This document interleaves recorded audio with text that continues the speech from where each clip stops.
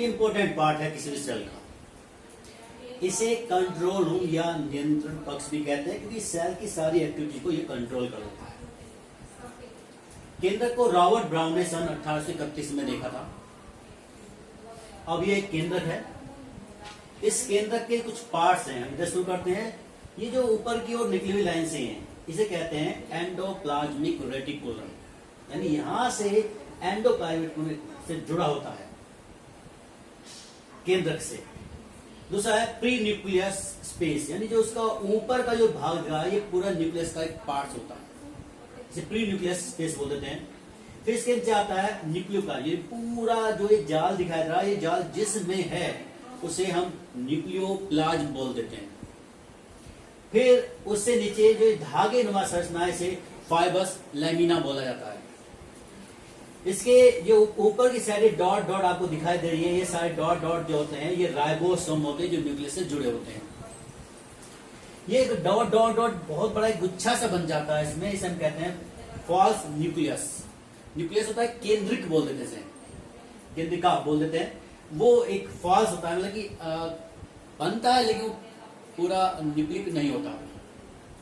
फिर आता है मेन जो इसका न्यूक्लियस होता है, यानी कि केंद्रिका बोल देते हैं, वो इसका ये सेंटर होता है। ये फॉल्स है, ये इसका नेचुरल है, मतलब कि जो होता ट्रू है। इसके बाद आता है क्रोमोसेंटर जो होता है, वो ये इस पार्ट क्रोमोसेंटर कहते हैं, जो बिल्कुल डार्क होगा, ये डॉटर में बिल्कुल डार्क होगा। ये इसकी ऊपर जहां राइबोसोम लगे हैं वो इसकी कहलाती है आउटर मेम्ब्रेन, और इसके अंदर वाली लेयर कहते हैं इनर मेम्ब्रेन। फिर जो हेट्रोक्रोमेटिन होते हैं ये इस इनर मेम्ब्रेन पे लिखा हुआ है, दिख रहा है आपको साफ, इनर मेम्ब्रेन पर ये ब्लैक ब्लैक डॉट से लगी हुई है, उसे हम कहते हैं हेट्रोक्रोमेटिन कहते हैं। और ये इसमें दिख रहा है आपको पार, एक यहाँ पे पार दिखा जा रहा है, तो इसको हम कहते हैं न्यूक्लियस पोर्स, यानी कि एक छिद्र होता है, न्यूक्लियस छिद्र कहते हैं इसे। अब न्यूक्लियस में कार्य क्या होता है, पहले तो आप देखिए इसके अंदर और क्या पार्ट होते हैं। इसके अंदर आपका डीएनए, गुणसूत्र होते हैं, आरएनए होते हैं, राइबोसोम होते हैं, एंडोप्लाज्मिक रेटिकुलम के पार्ट्स भी इसके अंदर होता है, और ये बहुत सारे चीज इसके अंदर भरी होती है। अब इसके कार्य क्या है, जो मेन कार्य है वो ये चलता है। सबसे पहला देखें जो फॉल्स न्यूक्लियस है वो क्या काम करता है। फॉल्स न्यूक्लियस का काम ये है कि ये एमआरएनए को कोशिका द्रव में भेजता है, क्योंकि एमआरए मैसेंजर का काम करता है प्रोटीन सिंथेसिस के समय। तो एमआरएनए इंपॉर्टेंट हो गया, तो उसे न्यूक्लियस कहां भेजता है, कोशिका द्रव में, जहां वो संदेश प्रोवाइड करता है कि प्रोटीन सिंथेसिस होना है। फिर आता है केंद्रिका जो काम वो क्या करती है, इसके अंदर आरएनए का संश्लेषण, यानी जो आरएनए बनता है वो इसमें बनता है, केंद्रिका में बनता है। फिर राइबोसोम का निर्माण भी न्यूक्लियस के अंदर ही होता है। अब इसके निर्माण के लिए आवश्यक जो प्रोटीन है या आरएनए है वो सब न्यूक्लियस में आ जाते हैं छिद्र के द्वारा। फिर ये केंद्रक और कोशिका द्रव्य के बीच समन्वय का कार्य, यानी कि एक लिंग का कार्य करता है। केंद्रक और कोशिका द्रव्य दोनों के बीच एक समायोजन का कार्य कौन करता है, ये केंद्रक करता है।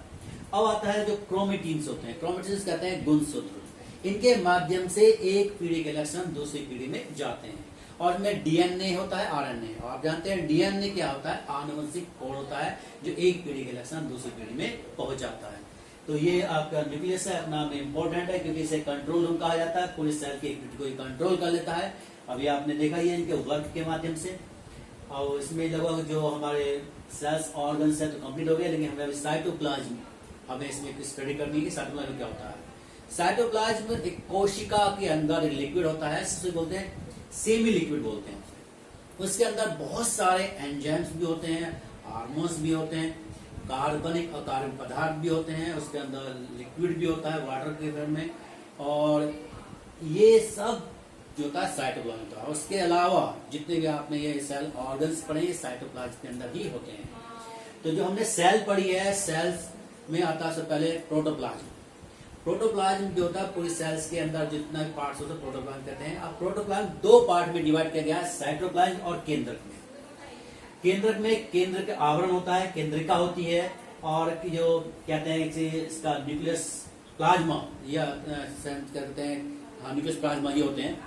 और इसके बाद जो आता है साइटोप्लाज्म, साइटोप्लाज्म एक जीवन का आधार होती है, इसे जितनी भी जैव क्रिया होती है सब इसके अंदर होती है। और इसके बहुत सारे पार्ट हैं इसके अंदर जो होते हैं, वो होते हैं जैसे माइटोकॉन्ड्रिया हो गया, और हरित लवक हो गया, सेंट्रोसोम हो गया, लाइसोसोम हो गया, इसके अलावा जो न्यूक्लियस भी इसी के अंदर होता है।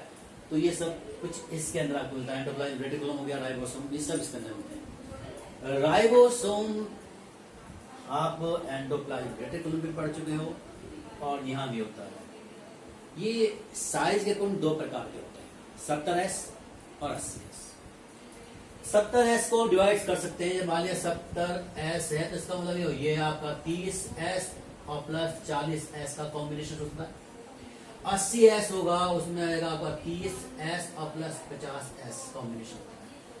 इसका ऊपर वाला जो भाग है वो काफी बड़ा होता है, नीचे वाला भाग इसका छोटा होता है। ये राइबोसोम होता है। और राइबोसोम का मेन वर्क सिर्फ इतना ही है कि प्रोटीन सिंथेसिस इसके अंदर ही होता है और एंडोप्लाज्मिक रेटिकुलम केवल स्थान प्रोवाइड करता है। अब ये जो हमारा सेल्स का था वो पूरा डिटेल हो चुका है। और नेक्स्ट चैप्टर में आपकी कुछ जैविक क्रियाएं होती हैं, उसके बारे में पढ़ते हैं।